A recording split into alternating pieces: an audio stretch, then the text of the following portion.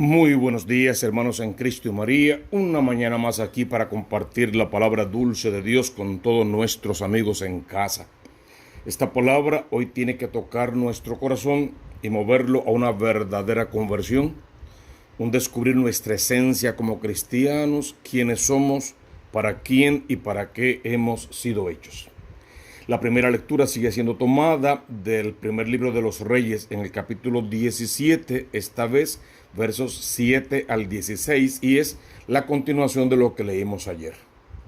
Sabíamos que nuestro profeta Elías está oculto en un torrente allá cerca de las aguas del río Jordán y que los cuervos en la mañana le llevaban pan y le llevaban carne. Bueno, pues dentro de la dura sequía que está experimentando el pueblo, aún ese torrente también se secó.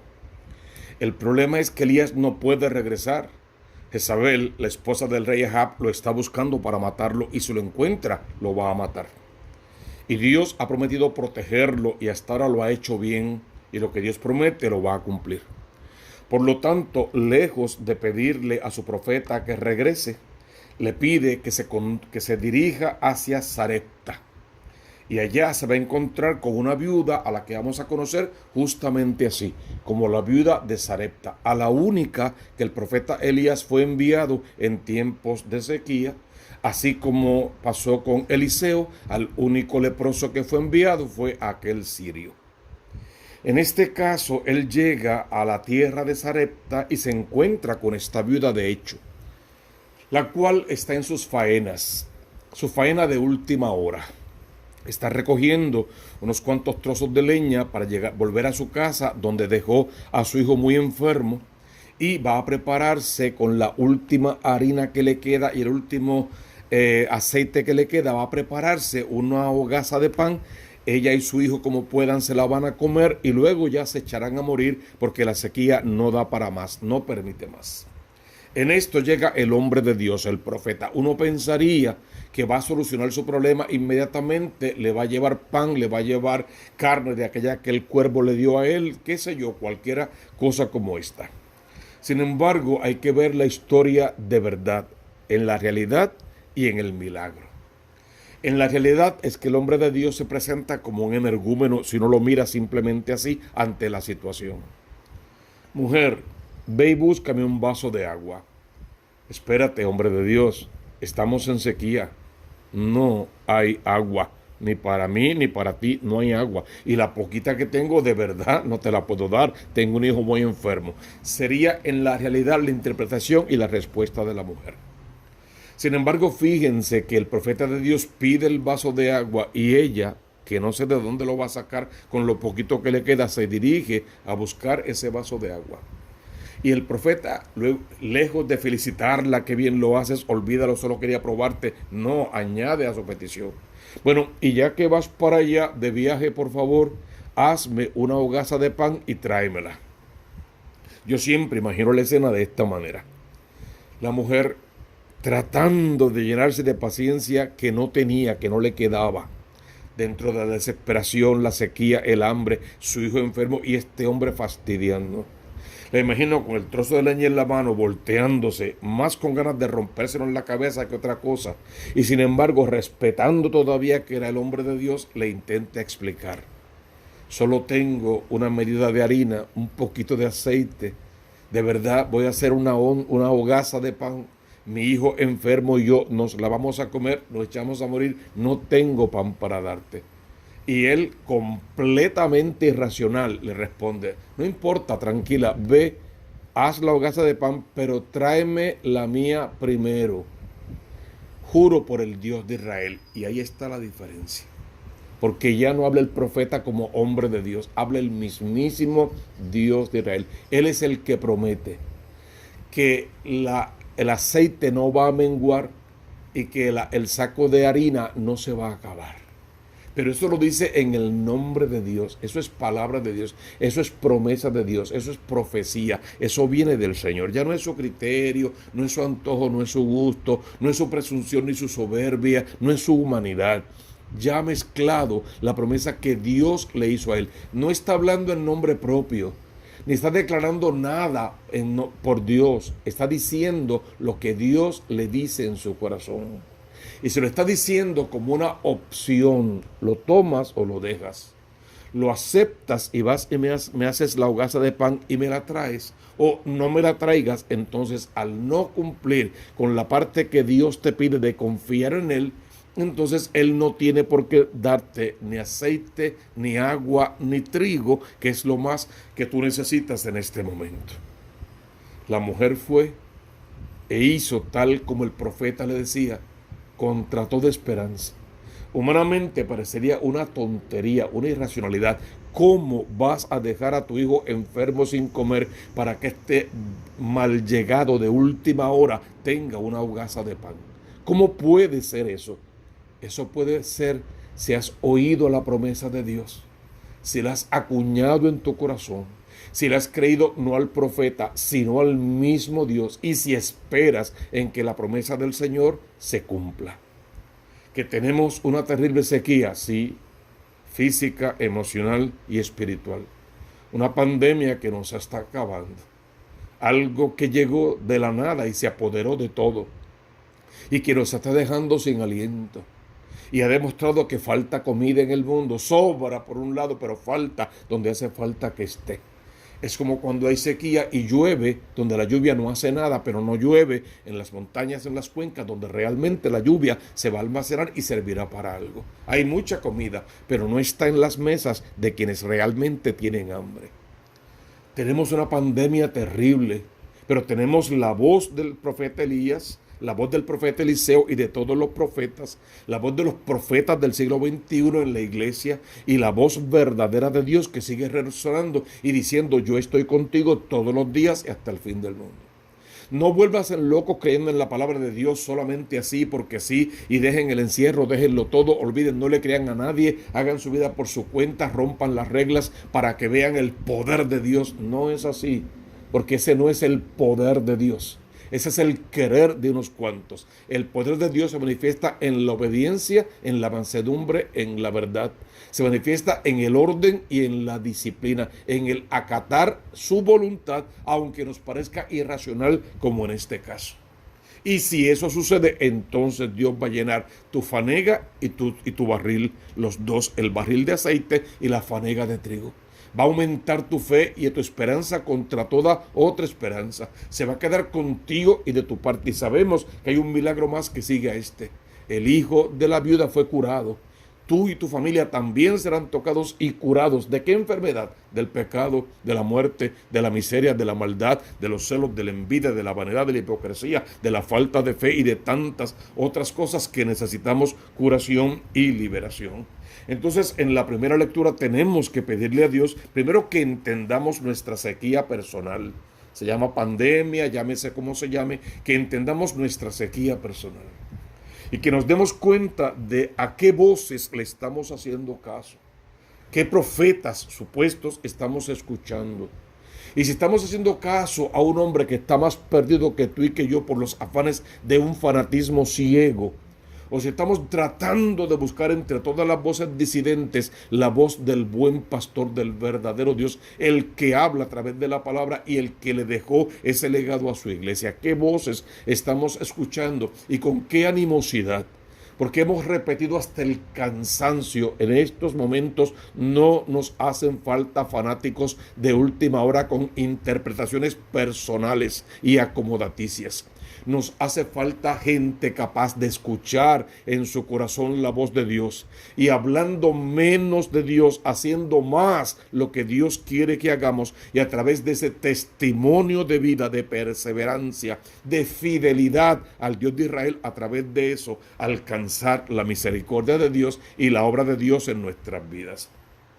¿Qué trajo aquella terrible sequía a Israel?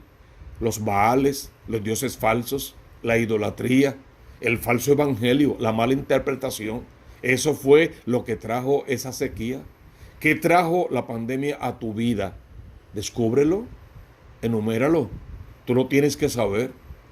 No el mundo, porque ahora lo que tenemos nosotros ahora es una verdadera relación personal con Dios de uno a uno. Tú eres mi hijo y yo soy tu papá. Esa es la alianza. Por lo tanto, vamos a interpretarlo desde uno a uno también, sin olvidar la coinonía, la comunidad, a tu vida. ¿Qué trajo la pandemia a tu vida? ¿Qué es lo que hay en tu vida? En mi vida, que está de espaldas a Dios, patas arriba, que no cumple con lo que Dios pide de ti y de mí.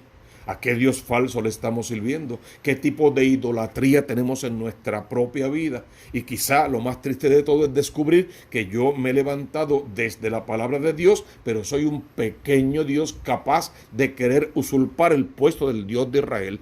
Ese fue el problema de Lucifer y es el problema de muchísimos a través de toda la historia, y no podemos permitir que sea también nuestro problema.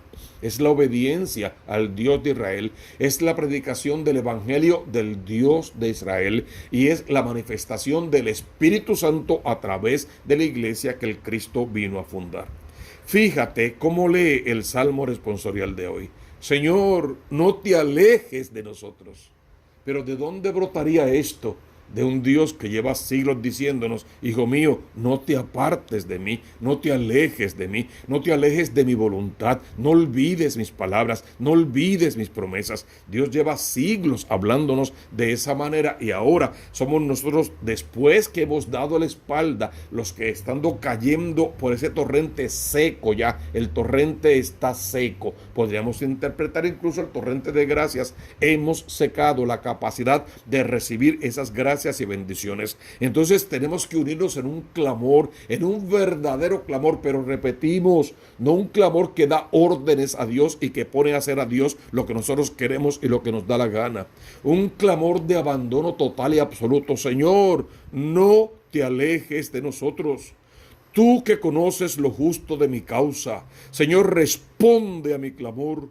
Tú que me has sacado con bien de mis angustias, apiádate y escucha mi oración. Y así debes seguir leyendo el Salmo número 4, que es impresionante todo lo que nos trae hoy como oración de súplica. Que Él escuche nuestro clamor, que atienda nuestra plegaria y que nos dé soluciones reales a esta sequía espiritual en la que estamos viviendo y a tantos dioses y profetas falsos a los que le estamos sirviendo.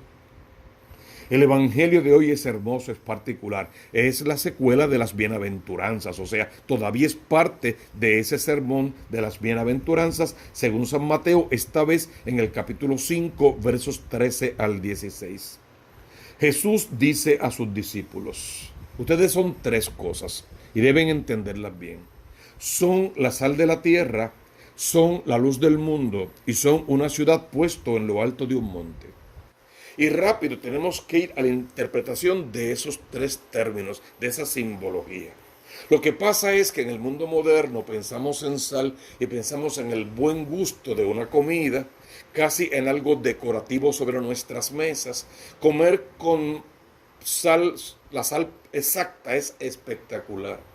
Comer sin sal es hasta más saludable. Comer con mucha sal es irracional. Entonces, si es a nivel de sabor, va a ser a nivel de gusto, de preferencias y de necesidades. Pero en el tiempo en el que Jesús dice esto y esto se escribe, el valor de la sal no era tanto el sabor que daba a las comidas, aunque cuenta. El valor real de la sal era contra la corrupción, contra lo podrido, contra lo dañado. No tenían manera de preservar los alimentos, la carne, el pescado y otros alimentos.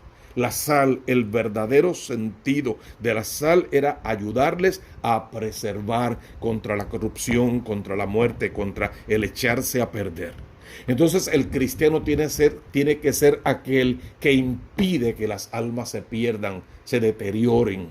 Es aquel que impide que el demonio tenga éxito, porque el Dios de Israel es el verdadero Dios. Es el que confiesa con su vida y con su testimonio que el Dios de Israel es el que tiene poder para hacer que tu vida no se pierda, sino que puedas participar de la vida eterna. Y a la vez le da un sabor a tu vida con la alegría del Evangelio, con la fiesta que le promete a tu vida, con los placeres de este mundo que no llegan al pecado, sino que son los premios pequeños que Dios va dando, las pequeñas gracias para que vayas viendo un anticipo de esa gloria que Él te promete en aquella frase que no podemos olvidar a Marta: yo te he dicho que si creyeras verás la gloria de Dios. Tienes que ser sal, tienes que impedir que tu alma se corrompa y que las almas se pierdan.